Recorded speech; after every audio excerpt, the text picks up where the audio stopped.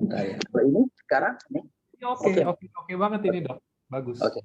Ya, assalamualaikum warahmatullahi wabarakatuh. Selamat sore, salam sejahtera bagi kita semua, teman-teman, bapak ibu yang ada di Zoom maupun yang ada di Facebook, live Facebook. Terima kasih sudah meluangkan waktunya hari ini.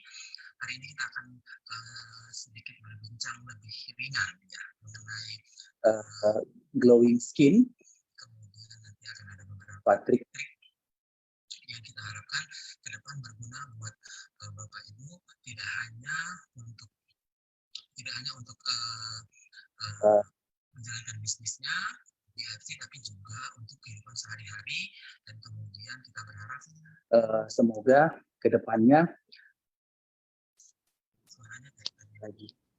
Suaranya kayak gini loh dok, kadang-kadang jelas, kadang-kadang kayak ketutupan sesuatu gitu loh, penangkap suaranya mungkin ya. Penangkap suaranya ya. Ya. Halo, kalau ini? Nah kalau ini bagus, udah oke. Karena ini udah oke ya. Ya. Sebentar ya. Nah ini hilang lagi suaranya. Hilang lagi ya? Ya. Kalau yang ini? Ini bagus. Ya. Coba saya lihat apakah di foldingnya ini ya. Kalau ini bagus nggak? Ini bagus. Bagus ya, oke. Kayaknya di itunya sih di bentar di case-nya ini saya buka dulu ya. Oke.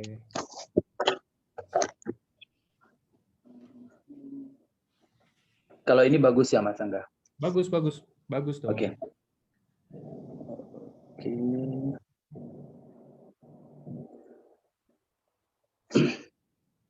Oke. Ya baik. Mengulang sedikit ya. Nanti kita hari ini kita akan bicara mengenai kulit glowing skin, kemudian beberapa trik dan tips yang bisa kita gunakan dalam kehidupan sehari-hari dalam menjaga kesehatan kulit. Kemudian kita berharap nanti sesegera mungkin item-item dari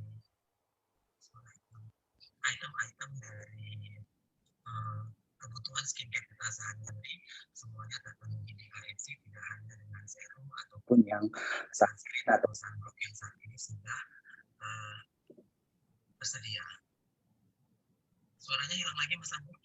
Iya, hilang lagi, tapi hilang ada gitu dok. Apa mungkin boleh nggak dok? Ini ada saran pakai headset mungkin dok? Oke, sebentar ya. Ya.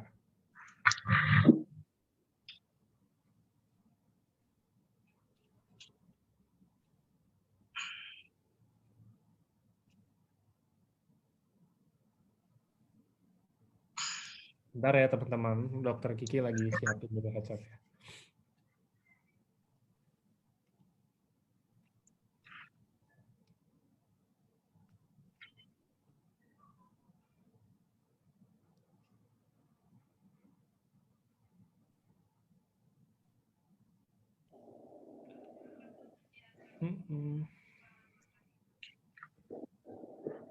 Oke, terus.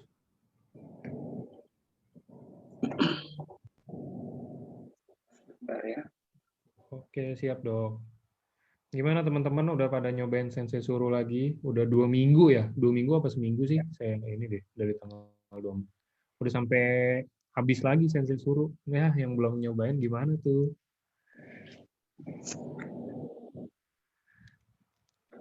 Nah, kalau sekarang gimana Mas Angga? Sekarang oke, normal. Normal ya? Ya. Oke. Yes.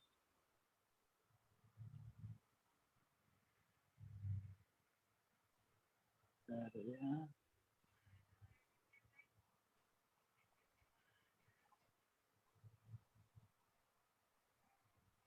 Oke, sekarang oke ya? Oke, coba dites lagi aja dok, nggak apa-apa. Oke, kita mengulang sedikit. Mohon maaf atas gangguannya, Bapak Ibu, teman-teman semua. Terima kasih atas kesediaannya meluangkan waktu di hari weekend ini, di hari Sabtu. Kita akan berbincang dengan ringan mengenai kulit glowing dan apa saja yang bisa kita manfaat apa saja yang bisa kita dapatkan dari produk AFC Sensei Suru, kemudian ada beberapa trik-trik lainnya yang akan kita sharing hari ini. Oke, nah penyebab kulit glowing yaitu kusam dan tidak glowing ya. Nah, paparan polusi dan debu kita ketahui sekarang tingkat polusi dan pencemaran udara itu sangat tinggi. Kemudian kulitnya dehidrasi atau kulit kehilangan kelembapannya. Kemudian terlalu sering terpapar matahari tanpa perlindungan yang optimal. Nanti kita akan bicara mengenai perlindungan yang optimal. Kemudian penumpukan sel kulit mati, itu yang menyebabkan kulit itu kusam. Nah, nanti kita akan berbicara bahwa trik apa saja yang bisa dilakukan, kemudian apa yang bisa kita peroleh dalam satu, kalau saya sebutnya, a bottle of magic ini dari Sensei Suru, jadi sebotol keajaiban. Kemudian ada juga dipengaruhi juga kulit kusam dan glowing itu selain stres juga dipengaruhi oleh pola makan yang kurang teratur, misalnya kurang serat, kemudian kurang air putih, dan sebagainya. Oke, next slide Mas Angga. Oke, glowing skin ya. Kita akan berbicara mengenai glowing skin yang memang saat ini sudah menjadi tren ya. Sudah menjadi tren bahwa glowing skin ini bukan hanya untuk penampilan saja yang baik dilihat atau enak dipandang, tetapi juga ini adalah menandakan salah satu indikator bahwa kulitnya itu sehat ya. Nah, kita akan pelan-pelan kita akan belajar bagaimana mencapai glowing skin ini dengan cara yang benar. Dengan cara yang benar bukan artinya memanfaatkan suatu bahan yang bersifat merusak untuk kedepannya, bukan seperti itu, ya. Baik, next slide, Mas Angga. Oke, glowing skin itu seperti apa sih gitu? Glowing skin itu kondisi kulit dengan tampilan yaitu yang pertama itu kelembapannya yang terjaga, ya. Kelembapan yang terjaga. Banyak faktor yang dapat menyebabkan kelembapan ini hilang. Sebenarnya salah satunya nanti adalah dari kebiasaan kita, ya, dari kebiasaan kita. Misalnya melakukan menggosok-gosok wajah seperti itu sehingga pelindung kulit menjadi lebih hilang atau skin barrier-nya rusak. Kemudian permukaannya itu halus ya. Permukaannya halus karena apa? Karena sel-sel yang terdapat di permukaan di stratum corneum di lapisan terluar kulit itu kompak. Kompak itu artinya rapat ya, rapat. Jadi kemudian kan antar sel itu ada yang namanya jaringan ekstraseluler ya, yang mengisinya ya, ada kolagen nanti yang mengisi merapatkannya. Nah, di situ yang membuat permukaan kulit itu menjadi lebih halus, kemudian juga elastin juga ada di situ. Nah, permukaan yang kulit yang halus ini adalah salah satu tampilan dari kulit yang glowing. Kemudian pori-porinya kecil ya, pori-porinya kecil. Kemudian warna cerah merata, kemudian kulitnya itu teksturnya atau konsistensinya kenyal ya. Ini berarti elastinnya terjaga dengan baik. Kemudian tidak dirusak oleh sinar UVA. Jadi dengan perlindungan yang optimal, elastin dan kolagen itu nanti akan terjaga dengan baik. Kemudian kulitnya bisa menjadi kenyal dan kencang. Kemudian karena tampilannya tadi lembab itu ronanya berkilau ya. Nah, ini sudah menjadi tren, memang tren ini dibawa dari Korea dan Jepang. Kalau kita harus mengikuti step by step mereka itu sangat banyak. Nanti ke depan kita coba untuk menyederhanakan dan kita sesuaikan dengan iklim kita di Indonesia yang beriklim tropis. Oke, next slide Mas Angga. Nah, bagaimana memiliki glowing skin ya? Kalau untuk hasil yang optimal ya satu yang dibutuhkan adalah komitmen ya. Komitmen itu bentuknya ya memang harus, kalau kata lainnya apalah, rajin ya, rajin. Jadi memang ada effort, ada usaha yang kita lakukan untuk mendapatkan glowing skin ini. Jadi jangan hanya kita bayangkan oh ya kulitku mau glowing, hanya glowing, tidak. Jadi bayangkan bahwa tujuan utamanya adalah healthy skin ya. Kulitnya lebih sehat lagi. Bahkan ada satu jargon atau slogan yang saat ini populer, glowing, your skin defines you ya. Jadi kondisi kesehatan kulitmu menggambarkan kamu, mencerminkan siapa kamu Ya, karena nanti kan dari situ terlihat bahwa dari kebiasaan, kemudian pola makan yang baik, kemudian penjagaan kesehatan juga itu akan tercermin karena tampilan yang paling awal terlihat dari tubuh seorang manusia itu adalah tampilan luar, ya, tampilan luar glowing skin. Jadi saat ini cantik itu juga sudah bergeser bukan hanya kepada porsi, bukan hanya kepada porsi bentuk lagi, tetapi kepada tekstur kulit yang terlihat terjaga, sehat, dan memiliki tampilan yang glowing. Oke, next slide.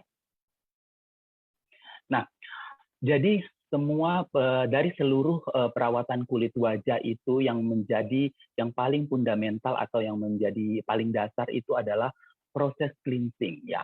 Nah, proses cleansing itu adalah tahap awal dari seluruh rangkaian dan tahap awal dan terpenting dari seluruh rangkaian perawatan kulit wajah. Jadi, nah kalau selama ini kita hanya membersihkan wajah itu hanya dengan satu tahap, kali ini tidak bisa lagi. Kita harus menggunakannya dengan double cleansing, ya. Nah, double cleansing ini cukup kita lakukan 1 hari saja di malam hari, ya. Nah, kenapa harus double cleansing? Karena kotoran yang menempel di atas permukaan kulit kita itu termasuk debu, sisa make up, itu ada yang larut di dalam air dan ada yang larut di dalam minyak. Jadi untuk mengangkat kedua jenis kotoran ini secara sempurna, kita membutuhkan 2 jenis cleanser, ya. Nah, yang pertama itu adalah cleanser yang berbahan dasar oil, ya, untuk mengangkat kotoran dan sisa makeup yang hanya larut di dalam minyak, ya.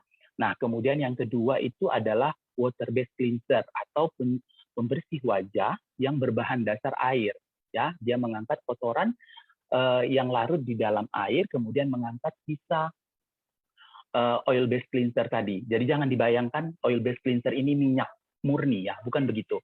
Jadi oil based cleanser ini adalah cleanser yang begitu bertemu dengan air, dia akan teremulsifikasi, ya, dia akan mencair, ya. Jadi jatuhnya seperti cleanser, tetapi dia bahan dasarnya adalah oil. Oke, ya. Next slide, Mas Angga. Oke, nah, satu lagi tadi tambahan bahwa cleanser yang berbahan dasar oil itu atau oil based cleanser itu saat ini banyak di pasaran, ya. Kalau dari zaman dulu kita sudah mengetahui ada namanya susu pembersih atau milk cleanser yang ternyata sangat mengikat di atas permukaan kulit, makanya sekarang dengan inovasi dan teknologi berubah menjadi oil cleanser namanya, yang sifatnya lebih ringan. Kemudian ada juga lagi nanti namanya cleansing balm. Cleansing balm itu juga kurang lebih dia adalah oil based cleanser atau pembersih berbahan dasar minyak, tetapi dia peruntukannya lebih kepada kulit kering, ya, dan dia sangat moist sekali. Nah, kemudian ada satu tips dari saya bahwa bagaimana oil based cleanser ini atau pembersih wajah yang berbahan dasar minyak ini terangkat dengan sempurna, karena beberapa orang mengakui bahwa setelah dia menggunakan double cleansing ini malah pori-porinya tersumbat, kemudian muncul komedo dan beruntusan. Nah, sebenarnya ada satu triknya. Jadi mengangkat, membersihkan dari tahap yang pertama itu tadi oil based cleanser, kemudian dilanjutkan dengan water based cleanser.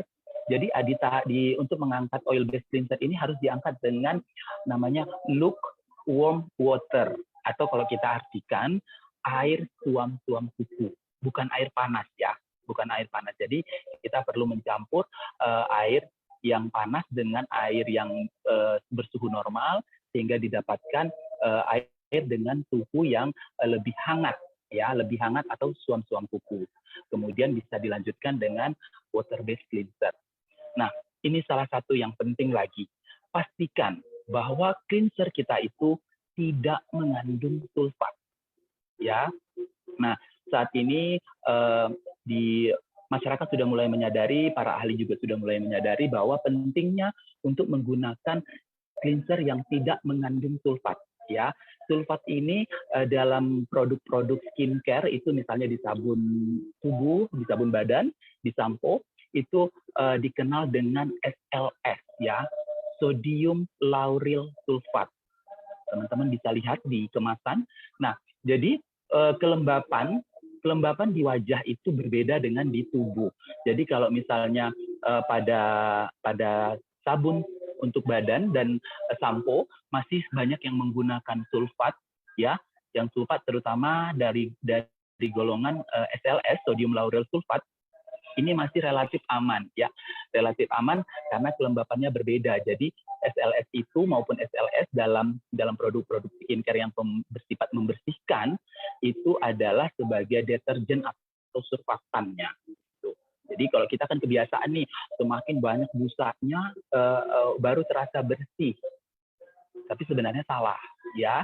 Sebenarnya salah karena kalau pada wajah sulfat ini akan mengikis terlalu agresif yang namanya natural moisturizing factor. Jadi natural moisturizing factor itu adalah pelembab alami kulit, ya, pelembab alami kulit.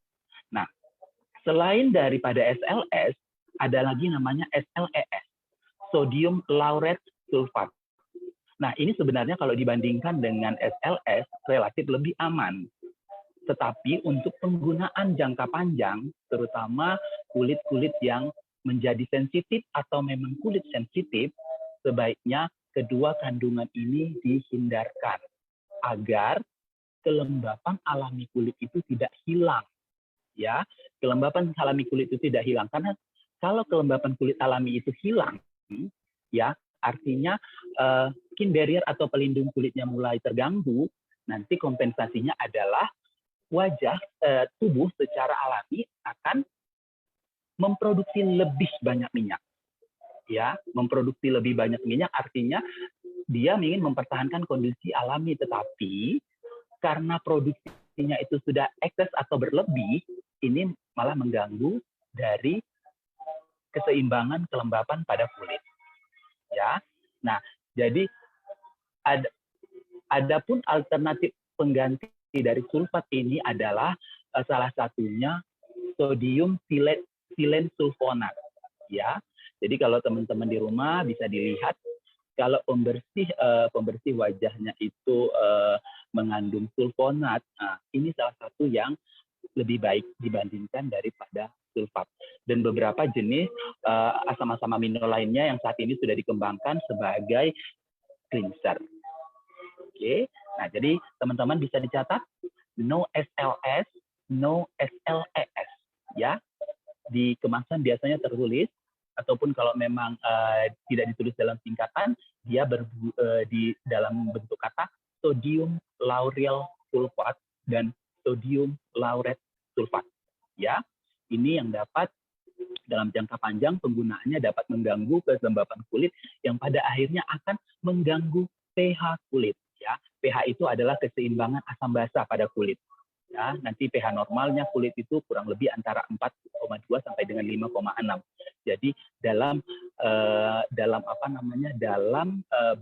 kondisi asam, Nah, pelindung terluar daripada skin barrier kita itu terdapat pada stratum corneum atau di lapisan epidermis terluar. Lapisan paling luarnya ada namanya acid mantle. Acid mantle inilah yang menjaga. Dialah pintu pertama yang menjaga kulit, misalnya dari iritasi, kemudian dari virus, dari bakteri, seperti itu. Jadi kondisi alami kulit itu adalah dalam kondisi asam, ya. SLS dan SLES dapat menyebabkan perubahan pada keseimbangan asam basa pada kulit ini, dia menjadi lebih basah, ya. Sekali lagi dicatat bahwa tidak selamanya semakin berbusa itu semakin baik, terutama pada wajah. Oke, next slide, Mas Angga.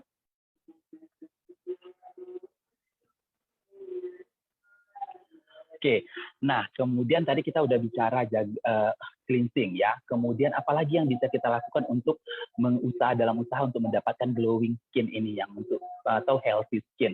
Yang selanjutnya itu adalah jaga kesehatan skin barrier. Nah, kita tadi sudah bahas sedikit di sebelumnya bahwa skin barrier itu adalah pelindung terluar dari kulit yang terdiri dari kolesterol, asam lemak, dan 50%-nya adalah ceramide.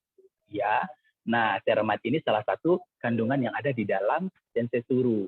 Jadi sebenarnya tubuh itu secara alami memproduksi, tetapi karena adanya beberapa gangguan, misalnya polusi udara, pertambahan usia, kerusakan karena sinar matahari menyebabkan beberapa fungsi-fungsi ini terganggu, sehingga yang bisa dihasilkan oleh tubuh itu tidak sebanding lagi atau tidak mencukupi. Ya, jadi kita membutuhkan bantuan atau asupan dari luar. Ya, salah satunya dari kandungan ceremat yang ada di sensesuru. Nah, skin barrier itu fungsinya apa gitu? Nah, yang seperti saya sebutkan tadi, dia sebagai pertahanan terhadap virus, bakteri, jamur dan peradangan dan beberapa kondisi-kondisi lain yang dapat merusak kulit. Ya, nah kerusakan skin barrier itu dapat dipicu oleh satu kondisi lingkungan, terlalu lembab atau terlalu kering. Ya, terlalu lembab atau terlalu kering nanti bisa teman-teman perhatikan bahwa kerusakan kulit skin barrier itu nanti ada tandanya dia kering sekali, ya, terlalu kering sekali. Nah, kemudian hilangnya pelembab alami dari kulit, ya, oleh alergen, iritan dan polutan, termasuk oleh sulfat tadi yang kita bicara sebelumnya. Kemudian kerusakan skin barrier atau pelindung kulit terluar itu bisa juga disebabkan oleh paparan sinar matahari tanpa perlindungan UV yang optimal. Ya, jadi misalnya kalau kita berbicara SPF atau sun protection factor yang bersifat melindungi kulit dari paparan sinar buruk matahari, nanti ada yang SPF-nya 20, 30 sampai 50 gitu. Sebenarnya kalau di atas kertas SPF ini itu singkat sekali. Jadi artinya kalau kita harus menerapkannya di kehidupan sehari-hari, misalnya SPF 30.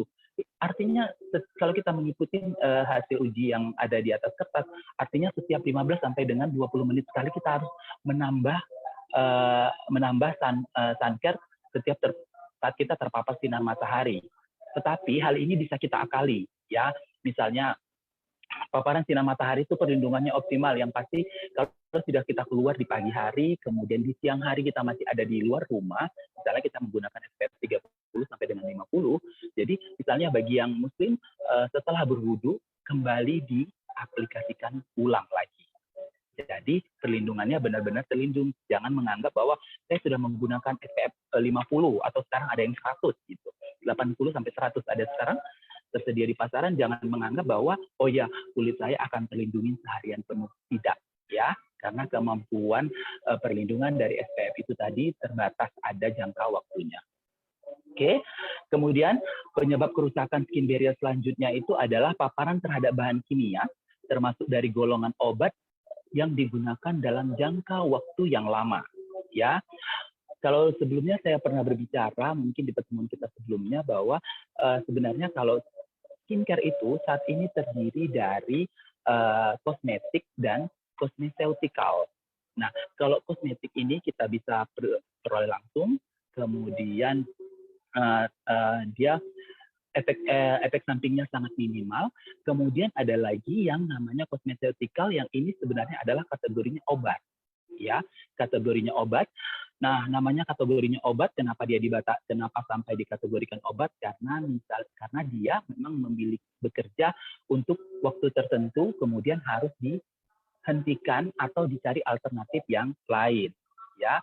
Nah, contoh gampangnya adalah, jadi karena dia adalah kosmeseutikal dan obat tadi, dia harus di bawah pengawasan oleh dokter, ya, di bawah pengawasan dokter. Misalnya yang sering digunakan sebagai kosmeseutikal itu adalah dari derivat atau turunan vitamin A. Ya, kalau teman-teman sering mendengar dari vitamin A yang sering kita gunakan yang ada di pasaran itu namanya retinol. Nah, retinol ini sudah masih terkategori kosmetik. Jadi penggunaannya itu aman tanpa harus menggunakan pengawasan oleh expert atau ahli. Jadi boleh digunakan dalam jangka panjang. Kemudian dia adalah salah satu antioksidan, ya, antioksidan. Kemudian dia membantu perbaikan dalam meningkatkan produksi kolagen dan juga digunakan untuk mengobati jerawat juga, ya. Tetapi itu pada turunannya, misalnya pada retinoin. Nah, ini salah satu yang sudah kategorinya obat. Ini penggunaannya bukan untuk jangka panjang, kemudian harus diawasi oleh ahli atau counter yang bersangkutan. Ya, nah jadi kalau penggunaannya kita tanpa diawasi, kita hanya menggunakannya secara sembarangan, kemudian kita menggunakannya dalam jangka waktu yang panjang, itu juga akan merusak skin barrier. Ya, kemudian ada lagi yang namanya overexfoliasi, ya, baik itu fisikal maupun chemical. Nah, overexfoliasi itu kalau bahasa sederhananya adalah kalian tuh terlalu sering menggosok. Jadi misalnya gini, kalau fisikal, mungkin teman-teman itu tahu ada yang namanya scrub ya, scrub untuk badan dan ada yang namanya scrub untuk wajah. Ya, itu fisikal yang gampang didapatkan di over the counter atau di toko-toko kosmetik dan supermarket. Nah, jika teman-teman sudah menggunakan krim-krim perawatan, maka eksfoliasi secara fisikal ini harus dijarangkan atau diminimalisir karena krim-krim perawatan yang kita gunakan juga bersifat mengangkat sel kulit mati. Jadi jangan rasanya begitu. Ada yang sering tuh menggosok-gosok toner ya, pakai toner itu digosok-gosok. Nggak begitu caranya. Dok, ya begitu digosok toner, dok, ya hitam nih dok, ada coklat. Iya. Di situ bukan hanya sisa debu, sisa kotoran yang terangkat, tetapi juga sel kulit yang masih sehat. Kemudian bakteri alami atau bakteri baik atau flora normal yang melindungi kulit juga ikut terangkat, ya, sehingga kehilangan dari flora normal ini, kemudian adanya overexfoliasi ini juga merusak dari skin barrier atau pertahanan kulit kita. Kemudian ada lagi yang namanya chemical exfoliation. Nah, chemical exfoliation ini saat ini dalam kadar-kadar tertentu juga ada yang over the counter. Tetapi yang saya bicarakan di sini adalah yang dikerjakan oleh ahli. Ya, ini juga jangan sampai over eksfoliasi, jadi jarak perawatannya, jarak penggunaannya juga harus disesuaikan mengikuti dengan kondisi kulit dan juga mengikuti dari masa regenerasi sel alami kulit yaitu antara 14 sampai dengan 28 hari. Ya. Kemudian stres ini hormon juga dapat memicu rusaknya kelembapan pada kulit, kemudian berakhirnya pada terganggunya skin barrier atau perlindungan pada kulit. Ada lagi yang namanya hereditary tendency. Hereditary tendency itu adalah kecenderungan ya, karena sel tubuh itu tidak diturunkan ya. Sel tubuh itu tidak bersifat diturunkan, tetapi di dalam dunia medis disebutnya adalah kecenderungan. Jadi misalnya kalau saya itu sebenarnya almarhum bapak saya itu gampang berjerawat dengan pori-pori besar dan saya memiliki kecenderungan itu. Ya, oke, ya. Next slide, Mas Angga. Nah, kemudian yang sering tadi saya sebutkan kerusakan skin barrier itu dapat terlihat dari mana gitu, dari lebih gampangnya sebelum kita misalnya di rumah kita cek sendiri kulit kita dari mana sih yang paling gampang kita untuk melihat oh ya kayaknya skin barrierku ini rusak.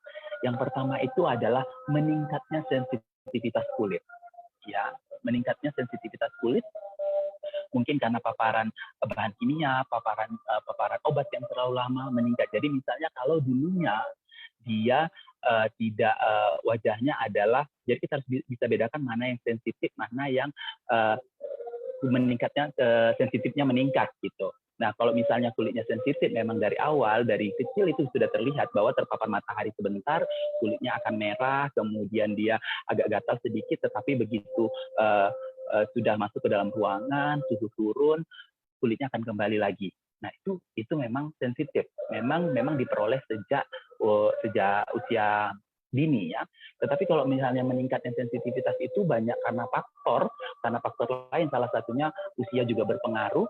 Tetapi kali ini juga selain dari usia, paparan dari bahan kimia yang tidak sengaja mungkin kita menempel di kulit, ataupun dari dari bahan-bahan skincare yang sedikit lebih keras yang kita pakai dalam jangka panjang. Ini juga harus menjadi perhatian kita, ya. Jadi dapat dilihat contohnya dari kerusakan skin barrier itu dari meningkatnya sensitivitas kulit mudah merah, mudah gatal seperti itu, mudah beruntusan. Nah, serat yang terkandung di dalam sensesuru tadi, sensesuru nanopeptide regenerating serum ini dia terbukti secara ilmiah dapat memperkuat skin barrier. Seperti yang kita bicarakan tadi di slide awal, bahwa 50% skin barrier itu terkandungnya disusun oleh ceramide. Nah, jadi di sini di grafik yang ada di bawah ini kita sudah bisa lihat uji klinis perbaikan skin barrier dari penggunaan bahan aktif ceramide. Ya. Nah, selain tadi dia terkandung di dalam skin barrier sehingga dapat memperkuat dari pertahanan dari skin barrier, ceramide ini juga fungsinya bersifat sebagai pelembab yang bersifat occlusive-like. Jadi occlusive-like itu seperti oklusif. Apa itu oklusif? Nanti kita bicara di slide selanjutnya mengenai jenis-jenis sifat-sifat dari pelembab. Nah, di grafik bisa kita lihat ya, ini adalah uji klinis perbaikan skin barrier dengan penggunaan ceramide. Kemudian yang pertama itu salah satu tandanya adalah kulitnya menjadi susah untuk kering, artinya kelembapannya terjaga. Kemudian kulitnya menjadi lebih halus, lebih smooth, ya. Kemudian ada lagi di subjek penelitian selanjutnya, kulitnya menjadi sedikit tidak kasar, ya, less rough. Nah, kemudian dia kulitnya itu tidak lagi gatal hanya karena dengan keringat, ya, karena keringat kalau kulitnya sudah misalnya kerusakan kelembapannya terganggu, kemudian keringat yang muncul itu juga menambah gatal pada kulit. Nah, kemudian kulitnya itu pada subjek penelitian selanjutnya, kulitnya itu sudah nggak bermasalah lagi dengan keringat, ya. Nah, dari sini kita bisa lihat ceramide yang terkandung di dalam sensei suru berfungsi baik dalam memperbaiki skin barrier yang rusak dan mempertahankan kekuatan dari skin barrier kita. Oke, next slide Mas Angga. Nah, kemudian usaha kita selanjutnya untuk mencapai kulit yang glowing atau kulit skin glowing skin dan healthy skin ini adalah yang pertama itu adalah pertahankan kelembapan kulit, ya. Jadi ada orang yang seringnya saya mendapat pertanyaan seperti ini, dokter kulit saya itu sudah berminyak, sudah sangat berminyak, apakah saya wajib ataukah saya harus menggunakan pelembab lagi? Nah, kita harus lihat kembali penyebabnya. Jangan-jangan kulit Anda yang berminyak itu adalah sebagai kompensasi tubuh, dalam hal ini kulit, untuk mempertahankan kelembapannya karena kelembapannya hilang. Atau kelembapannya hilang secara berlebihan. Ya, jadi kalau kita sebutkan tadi bahwa kalau kulit kehilangan kelembapannya, maka tubuh secara alami akan memberikan kompensasi, dia akan memproduksi lebih banyak minyak untuk memperbaiki kelembapan ini. Jadi kalau misalnya kulit kita sudah berminyak, kita tetap membutuhkan kelembapan untuk meregulasi atau memperbaiki gangguan dari kelembapan ini. Ya, nah kelembapan kulit yang terganggu selain tadi dia ada yang memang terlalu berminyak, malahan yang lebih sering itu kulit kering dan bersisik, kemudian kasar dan sensitif. Ya, kita bicara tadi bahwa kerusakan skin barrier atau pelindung kulit ini juga akan mengganggu tingkat kelembapan pada kulit. Ya, oleh karena itu kita perlukan nutrisi dari produk skincare yang memperbaiki dan mempertahankan kelembapan kulit. Nah, pelembab yang baik dan optimal itu harus memenuhi 3 sifat. Apa saja? Kita lihat di slide selanjutnya. Yang pertama itu sifatnya adalah humectant. Ya, humectant itu bisa dibayangkan bahwa zat yang kita gunakan itu dia menarik kelembapan atau menarik air ke dalam kulit, ya, karena kulit mungkin sudah terlalu banyak mengalami kehilangan air atau kelembapan atau transepidermal water loss. Jadi sifat yang pertama itu yang baik untuk pelembab itu adalah dia humectant, menarik kelembapan ke dalam kulit. Ya, di sini sifat ini kita kenal dengan hydrating. Ya, nah kandungan di dalam sensei suru yang bersifat humectant adalah salah satunya sodium hyaluronat. Ya, ini adalah partikel penyusun dari asam hyaluronat atau hyaluronic acid. Nah, kemudian yang sifat yang kedua itu adalah emollient. Ya, bersifat mengisi kelembapan pada celah-celah sel kulit. Jadi misalnya kulit kita itu seperti yang saya sebutkan tadi, mungkin jaringan atau bahan pembentuk pengikat antar selnya hilang atau rusak. Nah, disinilah kulit emollient itu bekerja, ya, dia bersifat mengisi celah-celah pada sel kulit. Karena kelembapan ini juga digunakan dalam proses kehidupan sebuah sel, ya. Nah, pada kandungan sensesuru yang bersifat sebagai emollient itu adalah valen. Oke. Nah, sudah lengkap ya. Ada humectant, ada emollient ya yang terdapat di sensesuru. Jadi ada satu lagi yang namanya oklusif. Nah, jadi kalau suatu suatu zat bersifat melembabkan, kita harus harus ada yang menarik ya, menarik ke dalam kulit kelembapan, kemudian mengisi celah-celahnya. Nah, ini kan harusnya sudah memperbaiki kelembapan, tetapi kelembapan ini tidak akan maksimal jika tidak dikunci. Ya, dikunci. Kalau dia hanya ditarik air ke dalam kulit kelembapannya, kemudian diisi celah-celahnya yang renggang, kemudian kita tidak tutup, dia akan menguap kembali, ya. Dia akan lepas lagi. Nah, di sini sifat yang ketiga itu adalah oklusif, dia mengunci kelembapan pada kulit. Nah, pada sensesuru yang terdapat pada sensesuru yang mengandung pelembab yang bersifat oklusif ini ada namanya pada kandungan sunflower oil. Ya, selain tadi ceremat juga bersifat oklusif light. Jadi dia mirip oklusif, tetapi dia tidak oklusif murni. Ya, jadi tadi humectant menarik, kemudian emollient mengisi, kemudian oklusif mengunci. Makanya dari awal waktu sensesuru ini diperkenalkan, saya juga sangat berharap banyak pada produk ini karena sangat jarang tuh satu produk tuh di dalamnya dia bersifat hydrating dan moisturizing. Nah, teknologi nanopeptide yang ada di sensesuru memungkinkan ini dibuat. Jadi biasanya pada umumnya hanya bersifat humectant atau emollient. Kita memang harus menambahkan lagi moisturizer pada tahap terakhir perawatan kulit atau tahapan dari skincare rutin kita. Nah, ini pada sensesuru dia sudah memiliki kedua sifat itu, ya, karena zat-zat yang terkandung di dalamnya sudah lengkap. Ada yang bersifat humectant, ada yang bersifat emollient, ada yang bersifat oklusif, ya. Jadi satu produk ini sudah hydrating dan moisturizing atau hydrator dan moisturizer. Nah, jadi kalau ditanya apakah perlu ditambahkan moisturizer lagi sebagai pengunci, biasanya karena moisturizer ini pada skincare rutin atau urutan skincare kita dia terpisah. Kita lihat pada kondisi kulit masing-masing, ya. Jika memang kelembapannya sudah tercapai dan menurut saya sampai saat ini saya menggunakan sensesuru ini, saya tidak menggunakan lagi moisturizer, tidak memerlukan karena sudah lembab gitu. Tetapi kalau misalnya pada tingkat kekeringan yang sangat parah pada kulit-kulit tertentu, mungkin bisa kita tambahkan lagi dengan tambahan moisturizer. Tapi secara keseluruhan sensesuru ini sudah mengandung kedua jenis yang kita butuhkan sebagai pelembab dengan tiga sifat yang lengkap, hydrating dan moisturizing. Oke, next slide Mas Angga. Nah, kemudian apalagi yang bisa kita lakukan untuk mencapai kulit glowing itu?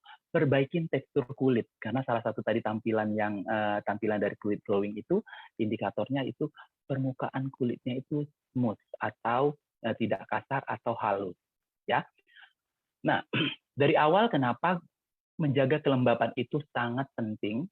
Karena gangguan kelembapan pada kulit, misalnya karena proses pembersihan wajah yang tidak sempurna seperti yang saya sebutkan tadi, kemudian dia dapat menyebabkan pori-pori itu membesar, ya. Pori-pori itu membesar, kotoran terkunci di dalam pori, clog, dan menyebabkan pori-pori membesar dan kulit menjadi kasar. Nah, kandungan yang marin placenta dan salmon DNA yang terdapat pada sensesuru itu dapat membantu memperbaiki tampilan pori dan menghaluskan permukaan kulit, ya. Kita bisa lihat hasil uji klinis di sebelahnya, perbaikan pori. Kemudian dia perbaikan yang ada di bawah itu adalah perbaikan dari tekstur kulit. Yang ini, kedua hasil penelitian ini sudah pernah kita bahas sebelumnya di pertemuan sensesuru yang 2 minggu lalu. Oke, nah jadi marine placenta dan marine placenta dan salmon DNA yang terdapat pada sensesuru itu memperbaiki tampilan pori-pori dan menghaluskan permukaan pori-pori, karena selain pori-pori itu membesar, kemudian bahan-bahan oksidatif lain yang terperangkap di dalamnya dia juga dapat menyebabkan dia menjadi menghitam dan sehingga tampilannya ada noda-noda hitam di wajah. Jadi itu diperbaiki dengan marine placenta yang terkandung di sensesuru. Dan kemudian si salmon DNA ini tadi dia bersifat menghaluskan permukaan kulit, makanya sekarang itu sedang marak-maraknya tren menyuntikkan salmon DNA ke kulit karena dia dapat memperbaiki kerusakan sel sehingga kulit-kulit jadi remaja, kemudian sel-sel kulit menjadi lebih sehat, tampilan kulit menjadi lebih halus. Oke. Next slide. Nah, kemudian yang pelihara regenerasi sel kulit. Nah, salah satu yang paling utama itu yang menyebabkan tampilan kulit kita itu kusam, ya. Kusam itu karena sel kulit matinya menumpuk, ya. Secara sel kulit mati itu menumpuk, tidak terregenerasi secara baik, ya. Nah, secara alamiah sel kulit akan beregenerasi antara 14 sampai dengan 28 hari. Tetapi berbagai faktor, misalnya pertambahan usia, kemudian jenis kelamin, pria dan wanita ini berbeda, itu juga dapat mengganggu proses alami ini. Ya, nah kandungan marine placenta di dalam sensesuru membantu meregenerasi sel kulit secara optimal. Kita lihat grafik di sebelahnya bagaimana sensesuru meningkatkan aktivasi sel pada kulit. Ya, jadi misalnya kalau ada kerusakan sel, contohnya pada penelitian ini disebutkan adalah dari derma fibroblast, jadi ada kerusakan karena luka, mungkin dia proses perbaikannya itu cepat, ya. Nah, kita bisa lihat bahwa di situ nilai P-nya atau P value-nya adalah kurang dari 0,05. Ya, kita pernah berbicara mengenai nilai P ini. Oke, nah, next slide, Mas Angga. Nah, kita bicara lagi. Proses regenerasi sel kulit itu yang tidak berjalan lancar tadilah yang menyebabkan terjadinya penumpukan sel kulit mati. Ya, tadi kalau pada kondisi kulit normal, kemudian sel kulit matinya regenerasi selnya tidak berjalan dengan sempurna, akan terjadi penumpukan sel kulit mati sehingga menyebabkan tampilan kulit kasar dan kusam. Ya, nah di dalam jadi ada namanya eksfoliator. Eksfoliator itu yang bersifat zat-zat yang bersifat mengangkat sel kulit mati, ya, zat-zat yang berguna bagi tubuh bagi kulit untuk mengangkat sel kulit mati di permukaan kulit. Ada yang namanya alpha hydroxy acid, kemudian ada yang atau AHA, mungkin teman-teman sering dengar kata-kata ini. Kemudian ada yang namanya beta hydroxy acid atau BHA, ya. Nah, kedua jenis zat ini bersifat sebagai eksfoliator atau yang mengangkat sel kulit mati. Ini sekarang sudah banyak ditambahkan pada pemakaian skincare kita sehari-hari. Cuman nanti triknya adalah bahwa ini juga sebaiknya tidak digunakan dalam jangka waktu panjang jika, ya, dengan catatan, jika skincare yang kita gunakan itu kandungan utamanya eksfoliator. Ya, kandungan utamanya adalah eksfoliator, misalnya larutan yang bersifat eksfoliator, misalnya eksfoliator solution, AHA, BHA. Nah, banyak sekarang ada di pasaran, itu tidak digunakan untuk jangka panjang, maksudnya ada jedanya. Kita pakai sekarang, kemudian sesuaikan dengan regenerasi kulit, 2 minggu atau 4 minggu lagi baru kita pakai. Nah, di dalam sensesuru ini terkandung alpha hydroxy acid, salah satunya adalah citric acid, dalam jumlah yang tidak besar, ya. Jadi kalau teman-teman lihat ada box sensesuru bisa lihat tuh dari urutan pertama sampai urutan terakhir. Jadi sebenarnya ini ada maknanya. Jadi di dalam list ingredient atau list bahan-bahan suatu skincare ini berlaku pada produk skincare, ya, baik itu untuk wajah, sabun, badan, sampo. Itu kalau kita baca tuh dari atas sampai ke bawah, itu menandakan bahwa yang paling atas itu konsentrasinya paling banyak. Kemudian semakin ke bawah konsentrasinya paling sedikit, dan yang paling bawah adalah konsentrasi yang paling kecil.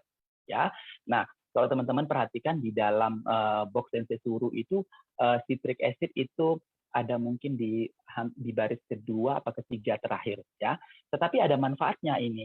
Jadi alpha hydroxy acid dalam hal ini karena alpha hydroxy acid itu jenisnya banyak, ada lactic acid, ada mandelic acid, ada citric acid. Nah, citric acid yang terkandung di dalam Sensesuru ini juga bersifat sebagai eksfoliator. Dalam hal ini karena konsentrasinya kecil, ya kita bisa lihat dari ya urutannya yang sudah ada menuju di paling bawah. Jadi ini aman untuk digunakan sehari-hari. Selain itu, citric acid yang terkandung di dalam satu produk, dalam hal ini Sensesuru ini juga menjaga kestabilan dari serum itu sendiri. Jadi dia menjaga keseimbangan pH dari campuran dari keseluruhan bahan yang terdapat di dalam Sensesuru. Ya, nah kandungan citric acid ini salah satu eksfoliator yang membantu mengangkat sel kulit mati sehingga tampilan kulit lebih halus dan cerah. Ya, jadi karena dia konsentrasinya juga kecil, jadi kerjanya tidak agresif, jadi aman untuk digunakan sehari-hari. Seperti itu. Kecuali misalnya kalau teman-teman bisa untuk remaja berjerawat. Oke, nanti kita bicara mengenai jerawat. Nah, jadi dia aman untuk digunakan sehari-hari, dia mengangkat sel kulit mati sehingga sel kulit mati kita itu tidak menumpuk. Jadi tampilan kulit lebih halus dan cerah. Ingat bahwa kulit yang kusam itu salah satunya karena sel kulit matinya menumpuk. Oke, next slide. Nah, antioksidan is a must. Jadi kalau kulitnya itu mau glowing, mau sehat, antioksidan itu wajib. Ya. Nah, beberapa kali pernah saya sebutkan bahwa antioksidan itu, jadi itu adalah sifat dari suatu zat yang dapat menangkal radikal bebas. Jadi ada radikal bebas namanya. Jadi zat bebas di alam yang kehilangan salah satu elektronnya sehingga dia jika menempel di satu sel dia akan menyebabkan kerusakan pada sel itu. Nah, antioksidan di sini berfungsi mencegah dan memperbaiki kerusakan sel akibat radikal bebas dan efek buruk sinar matahari. Ya, nanti kita di slide selanjutnya kita akan berbicara apa saja yang dirusak oleh sinar matahari tersebut. Nah, glutathione yang terkandung di dalam Sensesuru, kita semuanya sudah tahu bahwa glutathione ini adalah induk dari semua antioksidan. Jadi dia memperbaiki kerusakan sel dari efek buruk sinar matahari, ya. Kemudian dia juga dapat mencerahkan sel dalam hal ini dengan menghambat proses pembentukan sel melanin. Nah, sinar UV itu ada dua. Jadi sinar UV itu ada dua. Yang pertama itu UVA dan UVB. UVA itu dia menyebabkan aging atau penuaan dini. Jadi nanti dia merusak kolagen dan elastin sehingga kulit itu berkerut, tidak kencang, kendor. Nah, sementara UVB itu dia menyebabkan kulit merah, terbakar, kemudian sampai muncul flek hitam. Ya, nah di sini glutathione ini memperbaiki akibat buruk dari efek radiasi sinar UVB. Ya, dalam hal ini dia menghambat proses melanogenik seperti atau proses pembentukan melanin atau sel kulit gelap. Jadi memang si glutathione ini sudah sangat dikenal sebagai yang bersifat mencerahkan, tapi dia sebenarnya adalah antioksidan. Ya, antioksidan itu memiliki glutathione memiliki properties atau memiliki fungsi lain bersifat mencerahkan karena dia berperan dalam proses pembentukan sel kulit gelap itu sendiri. Nah, kemudian antioksidan selanjutnya ada Angelica root extract. Ya, nah Angelica root extract ini banyak ditemukan atau banyak terkandung dalam skincare yang high end. Ya, high end itu artinya yang premium, ya, yang premium. Beberapa brand saya tidak kurang etis untuk menyebutkannya, tetapi teman-teman mungkin bisa melihat bahwa Angelica root extract ini banyak dikandung oleh skincare yang dari brand-brand premium karena memang khasiatnya baik sekali, ya. Nah, dia di sini dia berfungsi sebagai antioksidan juga, antioksidan kuat. Dia memperbaiki kerusakan sel berupa keriput akibat sinar UVA. Nah, seperti yang saya sebutkan tadi bahwa sinar UVA itu dia merusak elastin dan kolagen. UVA dia menyebabkan aging, ya, menyebabkan kulit keriput, kendur, ya. Nah, di sini Angelica root extract itu dia memperbaiki kerusakan akibat sinar UVA tadi. Nah, di sini kita lihat ya, antioksidannya aja sudah begini lengkap dan spesifik, ya. Jadi spesifik. Suara kecil. Halo, suaranya kecil, Mas Angga? Oke. Halo, Mas Angga? Enggak kok, Dok. Bagus, aman. Oke, kita lanjut. Ya. Oke, next slide. Oke, slide selanjutnya. Nah, apalagi sih yang harus dilakukan untuk mencapai kulit yang glowing? Kayaknya dari tadi udah banyak banget ya. Yang harus ini, harus ini, harus ini. Tapi percayalah, effort teman-teman semua itu tidak akan sia-sia. Tidak akan sia-sia karena tujuan kita selain untuk mendapatkan kulit yang glowing juga untuk mencegah sel kulit itu bermutasi menjadi sesuatu yang lebih merusak, ya. Amin-aminnya, maaf, contohnya salah satunya keganasan. Ya, di situ yang mau kita hindari.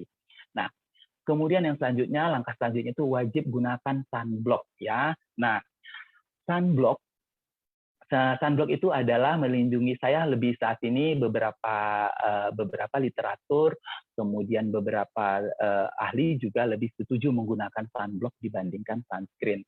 Tetapi begitupun sunscreen yang tersedia di pasaran beberapanya sudah menggunakan teknologi sunblock dan sunscreen yang digabung.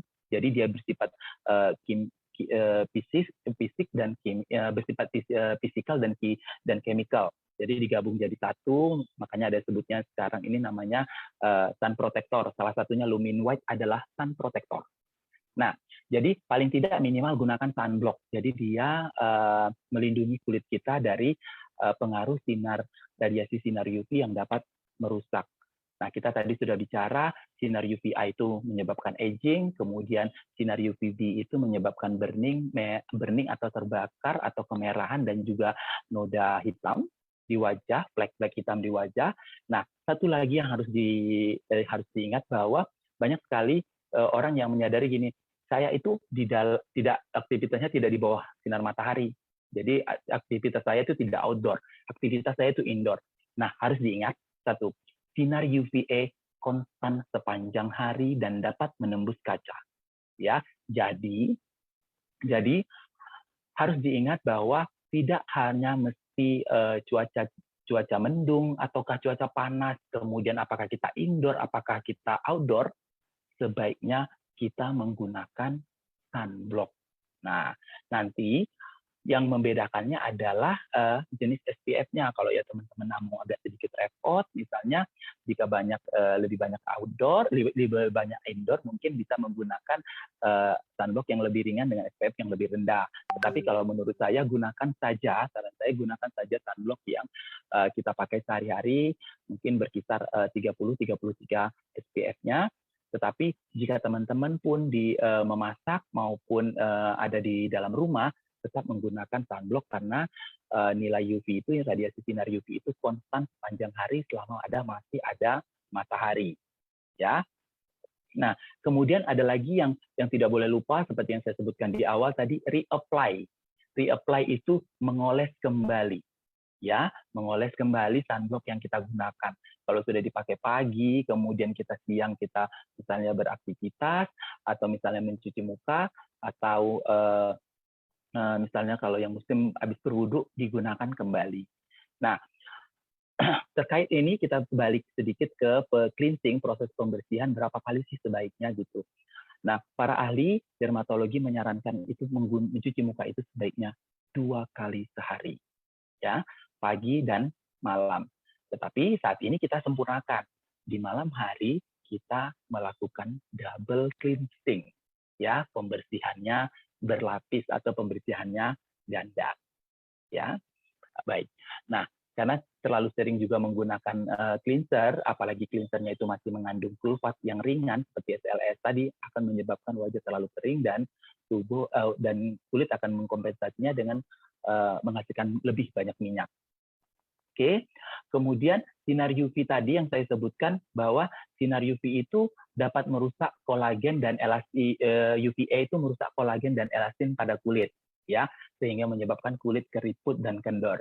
Pada kulit itu kolagen dan elastin itu sama-sama bekerja sama menjaga keremajaan dan keelastisitasan kulit, ya. Sebenarnya tubuh juga dapat memproduksi seperti tadi, tubuh juga memproduksi kolagen dan elastin ini, tapi kondisi-kondisi seperti sedang sakit atau bertambahnya usia dan paparan sinar matahari jumlahnya semakin menurun, ya. Jadi salah satu langkah yang paling penting juga untuk mendapatkan kulit yang glowing, kulit yang sehat adalah wajib menggunakan sunblock. Oke, next slide, Mas Angga.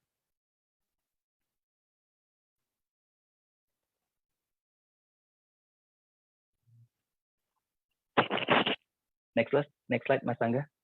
Oke. Nah, kemudian di dalam si sensei suru itu terdapat hydrolyzed collagen. Ya, tadi kita sudah berbicara bahwa kalau sudah dia kolagennya rusak, kemudian elastinnya dirusak, dan kemudian produk tubuh memproduksinya tidak adekuat lagi, tidak tercukupi lagi kebutuhannya karena kondisi-kondisi tertentu, maka kita dapat mendapatkan bantuan dari luar. Dalam hal ini yang terkandung di dalam sensei suru itu hydrolyzed collagen, jadi partikelnya itu sudah sangat kecil, dia terhidrolisis, ya. Jadi bukan seperti kolagen yang berada di pasaran pada umumnya. Jadi dia kolagennya sudah hydrolyzed dengan partikel yang lebih kecil sehingga terserapnya itu secara optimal pada kulit. Nah, hydrolyzed collagen ini ada satu lagi fungsinya, yaitu dia direct antioksidan. Nah, di sini dia uniknya. Nah, kalau kolagen yang biasa mungkin yang dengan partikel yang normal mungkin tidak dapat menjadi direct antioksidan, tetapi hydrolyzed collagen dapat menjadi direct antioksidan. Direct antioksidan itu apa? Jadi kita kan tadi sebut tuh kalau antioksidan itu sebenarnya adalah sifat dari suatu zat yang dapat menangkal radikal bebas. Siapa radikal bebas ini? Radikal bebas ini yang menyebabkan kerusakan pada sel. Nah, radikal bebas ini adalah partikel bebas di alam yang kehilangan salah satu elektronnya. Nah, biasanya kan kalau kita mesti ingat tuh pelajaran agak sedikit berat, tapi nggak berat sih. Kalau kita lihat kan, kalau kita ingat ke masa pelajaran-pelajaran waktu kita di sekolah menengah, ada pelajaran kimia, elektron itu harusnya berpasangan kan, elektron proton seperti itu. Nah, radikal bebas itu dia kehilangan salah satunya. Ya, radikal bebas itu banyak sumbernya dari polutan juga. Nah, dia kehilangan salah satu elektronnya. Nah, di sini hydrolyzed collagen ini dia bersifat direct antioksidan. Jadi dia nyumbang satu elektron ke radikal bebas tadi, ya. Jadinya dia menjadi tidak berbahaya lagi untuk kulit. Jadi dia tidak sampai merusak si sel tadi karena sudah dikasih oleh si hydrolyzed collagen kekurangan elektronnya. Nah, kemudian di dalam sensor suru juga terkandung hydrolyzed elastin, ya, yang juga memiliki partikel terkecil karena dia sudah terhidrolisis untuk penyerapan yang optimal dan dia bersifat sebagai skin booster, ya, memicu perbaikan dari sel dan pertumbuhan sel secara alamiah. Sehingga kedua kandungan zat ini dapat memelihara keremajaan dan kekencangan kulit. Nah, ini hasil penelitiannya bisa kita lihat bagaimana si kolagen hydrolyzed collagen tadi meningkatkan produksi kolagen yang sudah hilang, jadi dia menambah. Kita bisa lihat di hasil grafik yang di sebelah.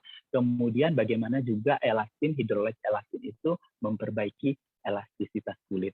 Ya, kita lihat hasilnya cukup baik. Oke, baik. Nah, jadi kalau dia elastin itu dari hasil penelitian antara minggu kedua sampai dengan minggu ke-4, ya. Minggu ke-8. Oke. Baik. Oke. Next slide, Mas Angga. Oke. Nah, selanjutnya apalagi yang bisa kita lakukan? Yang kita lakukan itu adalah dari kebiasaan kita sehari-hari, contohnya adalah konsumsi air putih yang cukup untuk menjaga kelembapan kulit. Kemudian ada beberapa kategori makanan yang di dalam penelitian dipercaya atau dapat berdasarkan penelitian dapat meningkatkan kulit yang sehat sehingga lebih glowing. Ya, kita bisa lihat ada dark coklat, ada bell peppers, kemudian ada brokoli, ada juga fatty fish, ada green tea, ada avocado, ada pumpkin, ada sweet, ada potato, ada sunflower seeds, ada juga kacang-kacangan.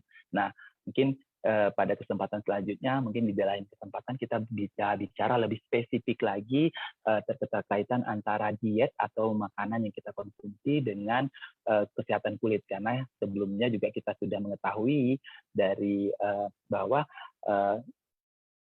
disebutkan oleh bahwa makanan yang sehat itu juga berperan penting dalam meningkatkan status kesehatan kita. Oke, mungkin jika ada kesempatan waktu yang lain kita akan berbicara mengenai diet. Oke, baik. Next slide, Mas Angga. Nah, ada pertanyaan, berapa lama, hari, minggu, treatment terapi menggunakan sensei suru? Jadi gini, kalau misalnya kulit itu saya sudah sebutkan dari awal bahwa kulit itu sifatnya sangat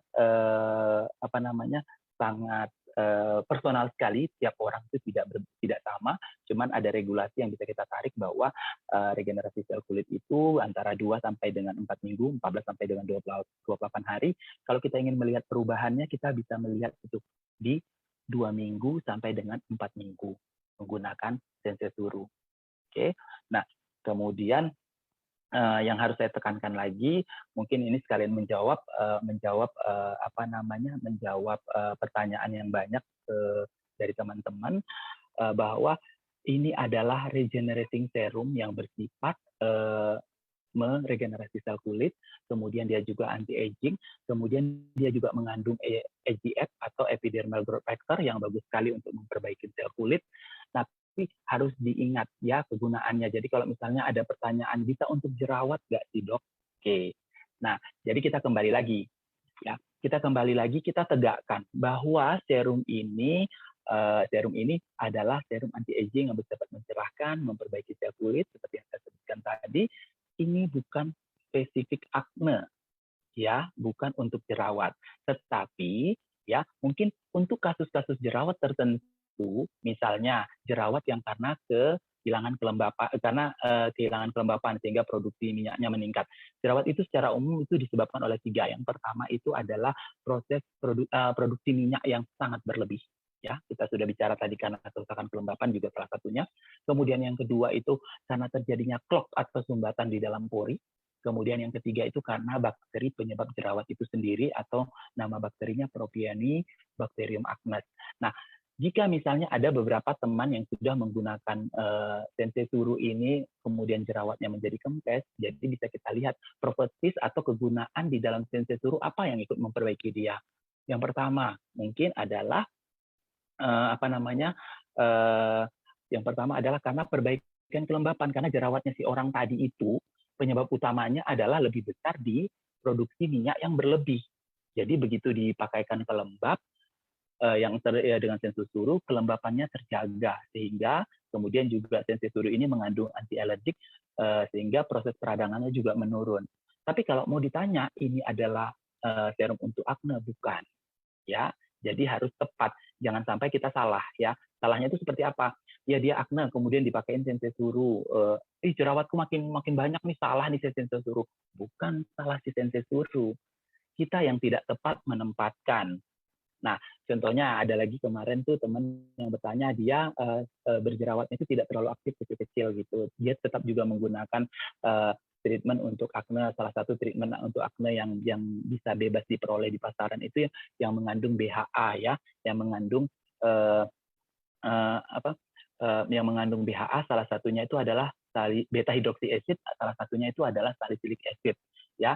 Nah, misalnya si teman tadi ini menggunakan salicylic acid toner ya, kemudian dia mau mengkombinasi dengan sensei suru sebagai hidrator dan moisturizer-nya, boleh, tetapi fungsi utamanya yang untuk perbaikan dari akne sendiri itu dia tidak tinggalkan ya. Jadi kalau ditanya boleh untuk jerawat, tergantung tergantung kondisi, kemudian tergantung kondisi dan seberapa parah jerawatnya. Jadi kalau misalnya itu jerawatnya sangat aktif, ya bernanah seperti itu dan banyak sekali, misalnya kalau kita di dunia medis sudah grade-nya mungkin grade 2, grade 3, saya tidak menganjurkan ini untuk dimajukan sensei suru sebagai treatment awal, tidak. Karena dari company juga dari perusahaan farmasi ART Jepang juga tidak menyatakan ini sebagai serum akne, ya. Next kita tunggu bahwa mudah-mudahan segera ART akan memiliki seri skincare lagi untuk perawatan akne, untuk perawatan aging dan whitening. Kita tunggu saja.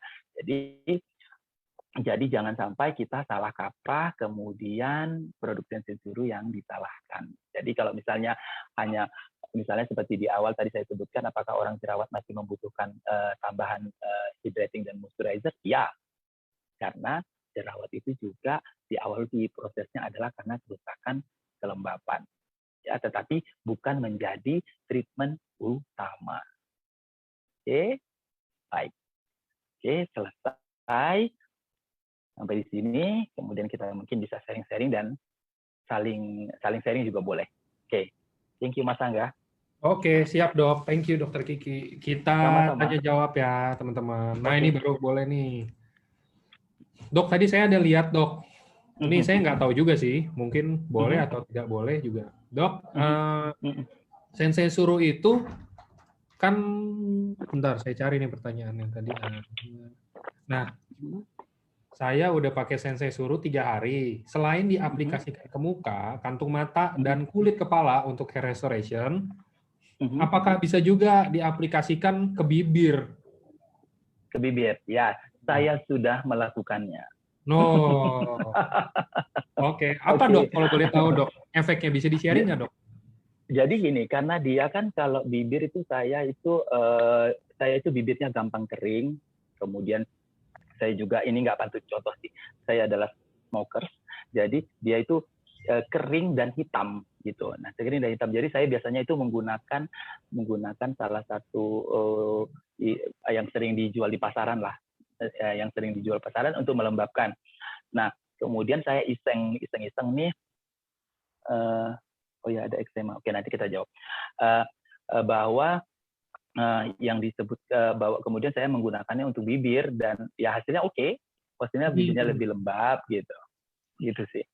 Oke, mungkin karena bibir juga sebenarnya emang kulit juga kan dok, dasarnya.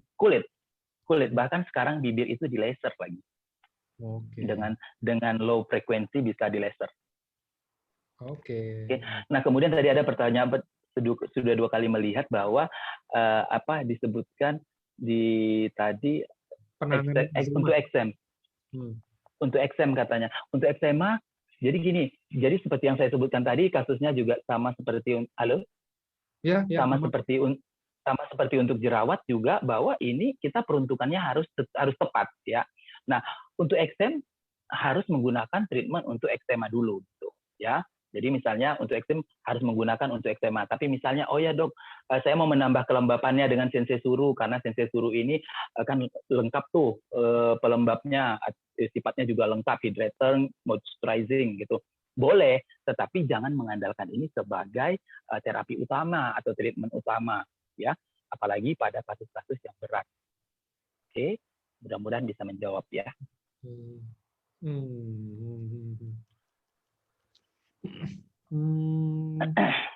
Ini saya pertanyaannya kurang awam ya dok. Maaf dok kalau ada pertanyaan ini. Soalnya pertanyaannya semuanya yang skincare atau yang apa kayak begitu nggak. Oke, nggak apa-apa. Nggak apa-apa.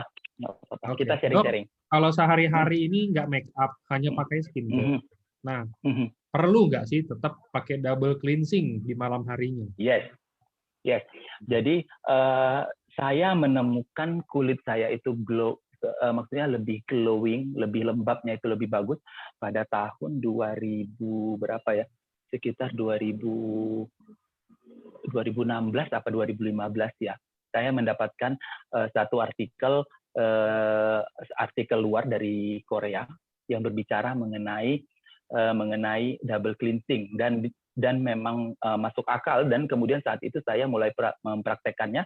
Saya juga tidak make up, Tetapi di malam hari pasti saya double cleansing karena kita tidak pernah tahu ya kotoran yang saya sebutkan tadi. Jadi jangan anggapannya jangan gini.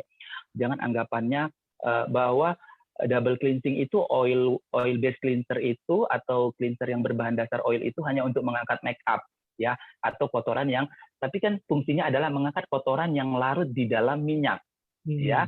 Contohnya ibu-ibu habis masak nih ya di dapur kan tangannya mungkin berminyak, pegang begini gitu ya, itu kan harus diangkat dengan sesama minyak yang larut di dalam minyak gitu, jadi dia yang akan mengangkat. Tapi cleanser yang oil based cleanser tadi yang saya sebutkan itu adalah dia sifatnya bisa menjadi emulsi, jadi bisa beremulsifikasi, jadi dia lepas. Oke. Jadi saran saya iya.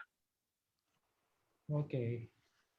Oke, ini Dok ada yang tanya, bedanya Sensei Suru dan dan Hanamai apa? Bedanya serum dan essence itu apa, Dok? Mungkin beberapa ada yang mikirnya sama gitu, Dok.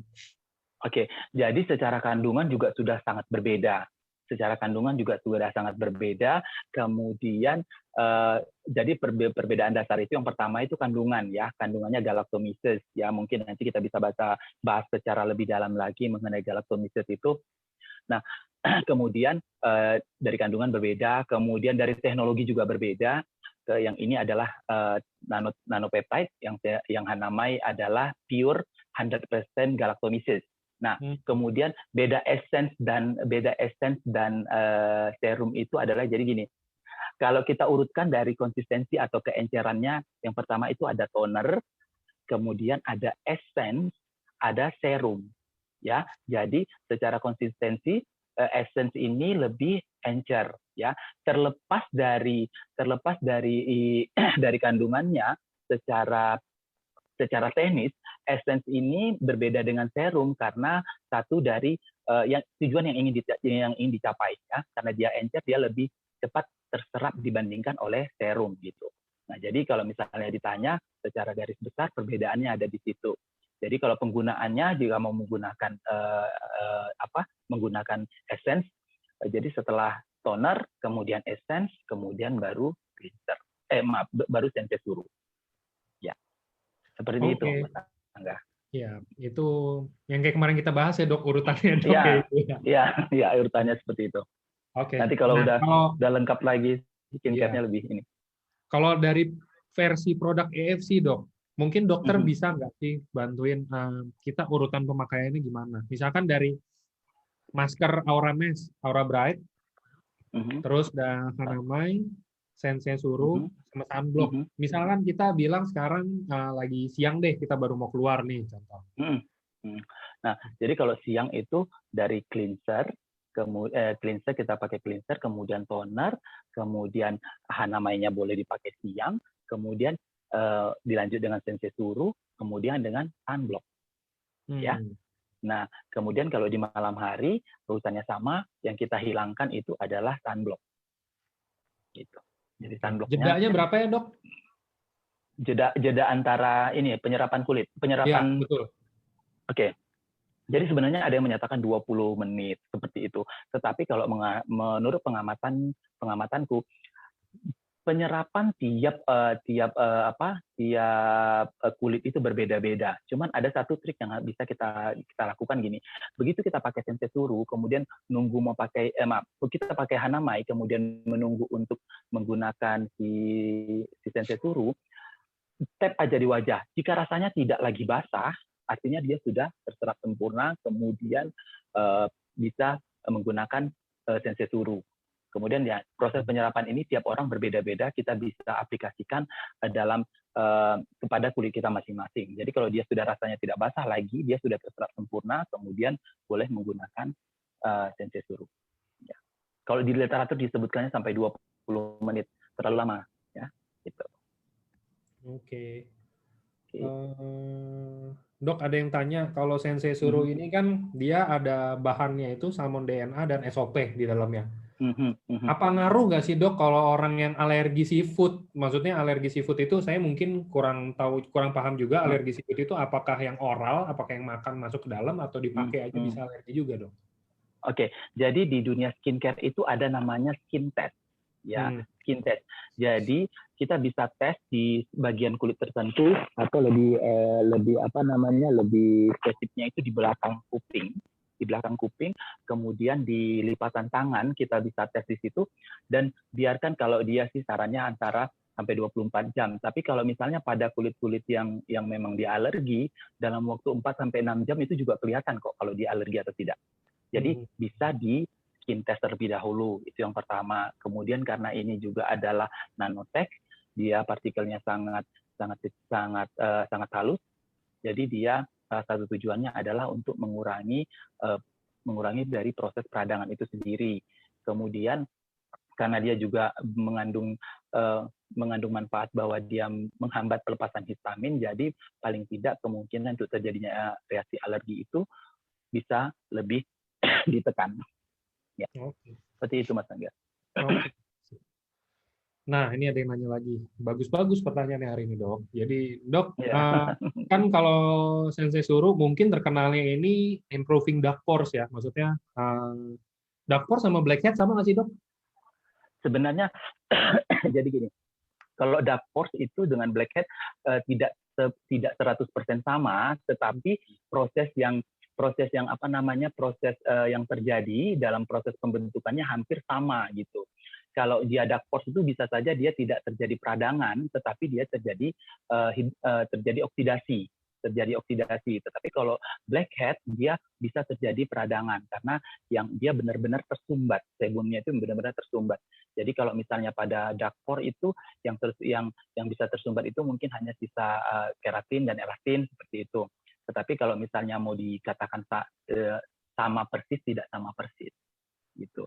Nah, tetapi yang perlu diingat adalah satu, bahwa karena dia juga memperbaiki pori-pori, bahwa untuk kemungkinan perbaikan dari produksi sebum filamen atau yang orang sering kalau kita pencet di dalam pori-pori itu ada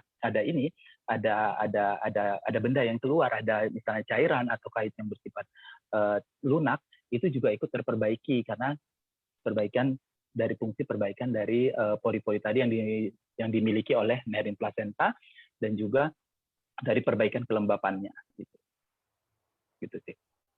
Oke, sip. Nah, itu kan untuk dark pores, Dok.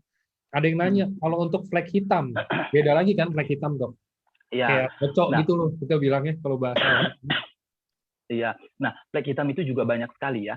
Jadi kalau menurut pengalaman saya, kalau flek hitamnya itu misalnya melasma, ya melasma itu yang lebar gitu, tipis sekali, atau ada yang orang itu dia khasnya itu berbentuk kupu-kupu ya, dari sini sampai ke sini di hidung.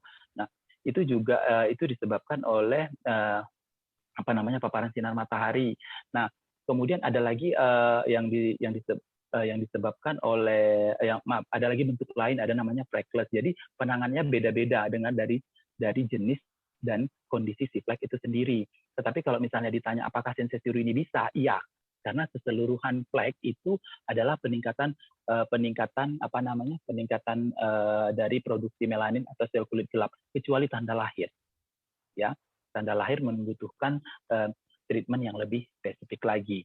Jadi kalau misalnya perbaikannya itu mana yang lebih cepat gitu, kalau yang lebih tebal-tebal misalnya yang freckles tuh yang kayak titik-titik itu malah membutuhkan waktu yang lebih lama. Bahkan kalau misalnya di dunia estetik medis dia harus di laser ya.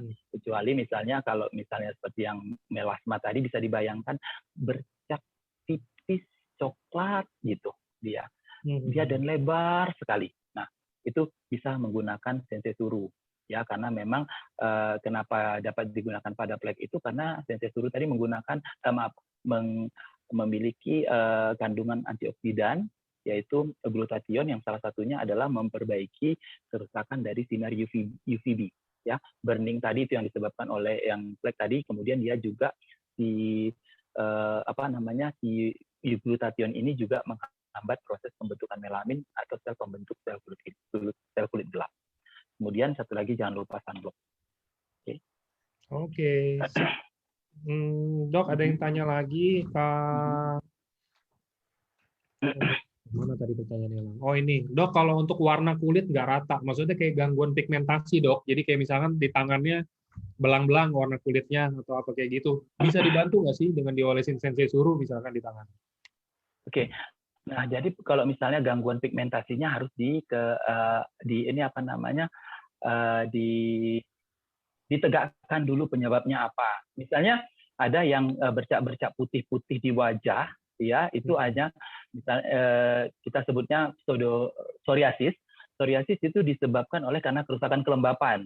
Karena kerusakan kelembapan, misalnya anak-anak kecil tuh habis panas-panasan cuci muka langsung, habis panas-panasan cuci muka langsung, dia itu akan kelembapannya akan rusak, kemudian proses produksi melaninnya di tempat tersebut akan terganggu. Nah itu kalau karena kerusakan kelembapan kita bisa dengan apa namanya dengan dibantu dengan penggunaan sensei suru. Nah kemudian kalau dia misalnya karena gangguan pigmen yang lebih hebat lagi, salah satunya itu vitiligo, itu kita tetap menempatkan bahwa perawatan medis adalah yang utama karena akan menggunakan obat-obat yang akan dikontrol oleh dokter. Nah, kemudian bisa ditambahkan dengan sensei suru untuk perbaikan sel dan kemudian untuk kelembapannya. Kemudian apa tadi yang ditanyakan? Misalkan kayak kalau untuk dia belum nggak jelasin sih, dok, maksudnya gangguan pigmentasinya itu. Oke. Nah, tapi ada satu.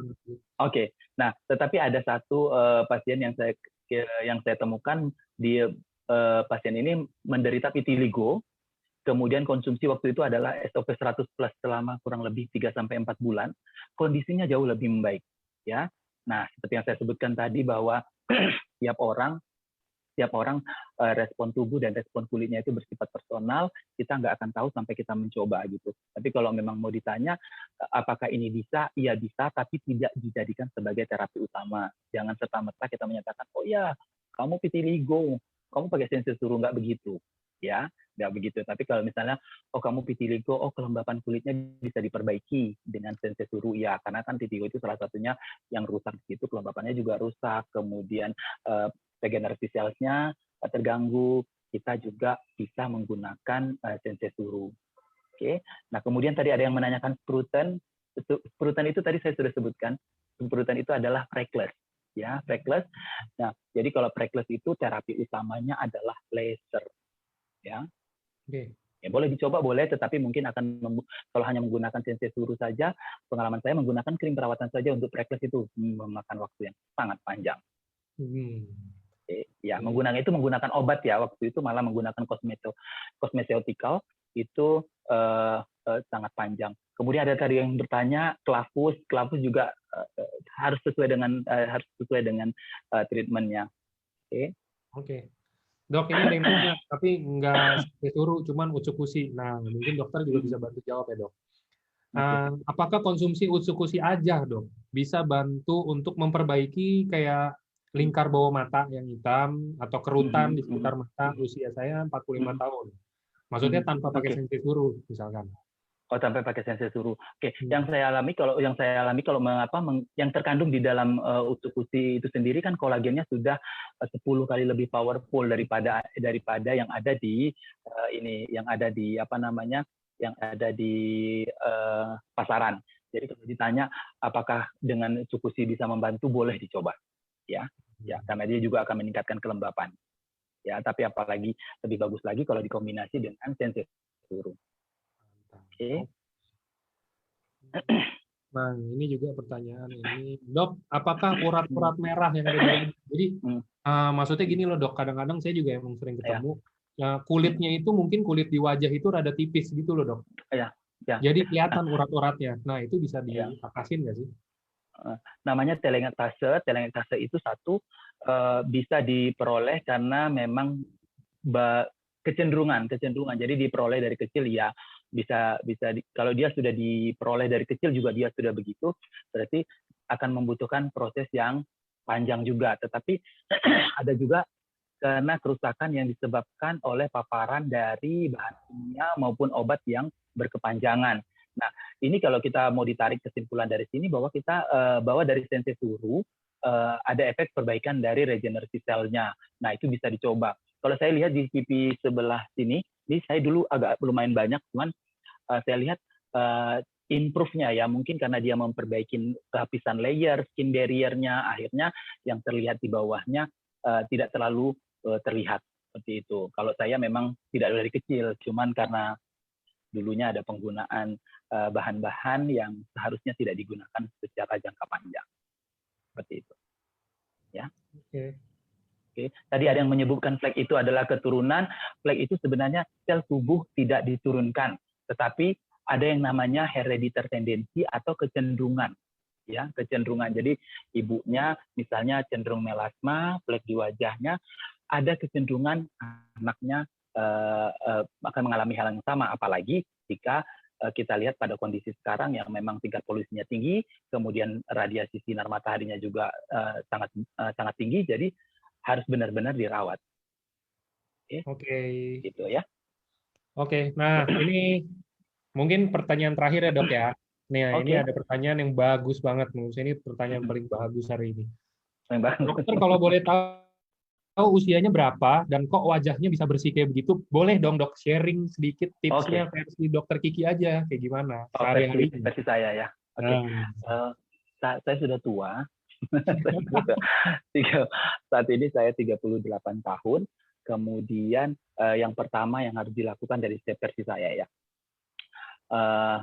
double cleansing is a must. Ya, double cleansing is a must. Oil water based cleansing, kemudian water based cleanser. Jadi 2 pembersih ini ingat. Nah, ini saya bagikan di sini tipsnya karena banyak yang tidak membagikannya. Ini saya khusus bagikan untuk teman-teman semua. Mengangkatnya dengan air hangat. Ingat ya, air hangat, bukan air panas. Ya, lukewarm water. Oke. Kemudian tonernya juga double toning. Ya, nanti mungkin ya mudah-mudahan ke depan EFC sudah punya lini dari skincare item-itemnya ini lebih lengkap, kita akan bicara lagi. Jadi tonernya juga double toning. Oke. Kemudian satu lagi, dari dulu memang saya moisturizer itu tidak pernah ketinggalan. Jadi moisturizer itu wajib dan penting. Kemudian saat ini hydrating dan moisturizing itu dulu saya penting biasanya terbagi dulu dari Sensesuru. Bisanya saya peroleh dari toner, kemudian saya peroleh lagi dari moisturizer terpisah. Nah, tapi sekarang dengan Sensesuru keduanya sudah tercapai. Kemudian yang selanjutnya adalah sunblock. Sunblock itu tidak boleh tinggal. Kemudian perbanyak minum air putih. Kemudian ini trik pribadi dari saya, teman-teman nanti boleh mencoba.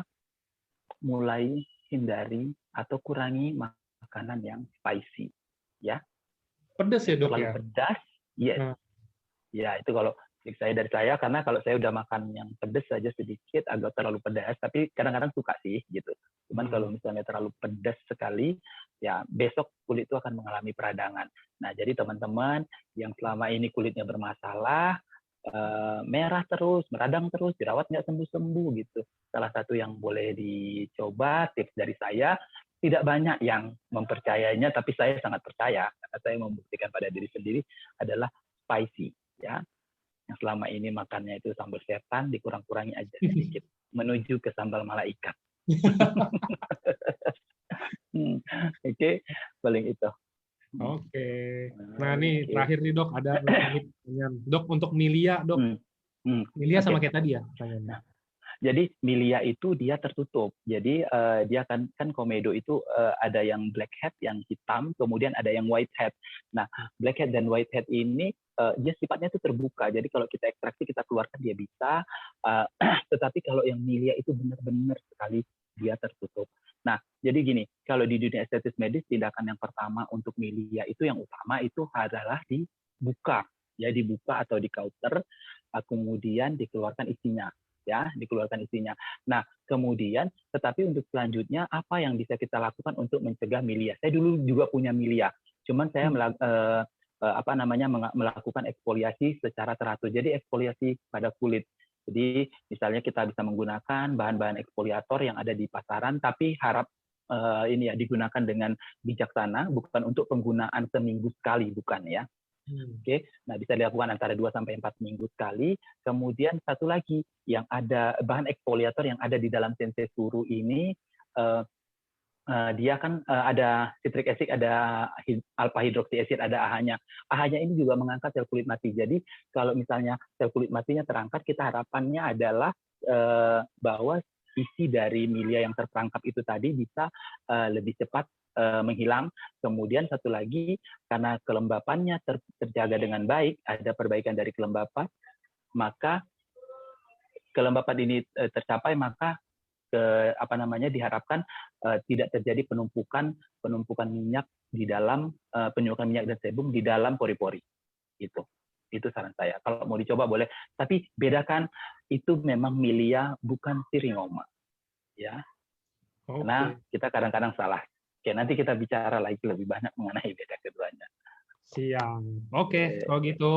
Thank you, dokter. Nih banyak banget yang happy Dok hari ini. Thank you, gila ilmunya. Sama-sama. Sama-sama Mas Angga. Thank you juga teman-teman yang udah ramein hari ini. Thank you ya. Interaksi juga. Udah ngeluangin waktu juga. Yang sama setan. Pada bahasa sama setan sekarang Dok. Tenang teman-teman. Apa katanya? Enggak pada jerawatan biarpun makan. Nah, enggak ada nggak bisa makan Dok katanya. Oh itu beda lagi. Gak apa-apa, diturunin aja levelnya ya Dok ya, bukan. Oke, turunin aja.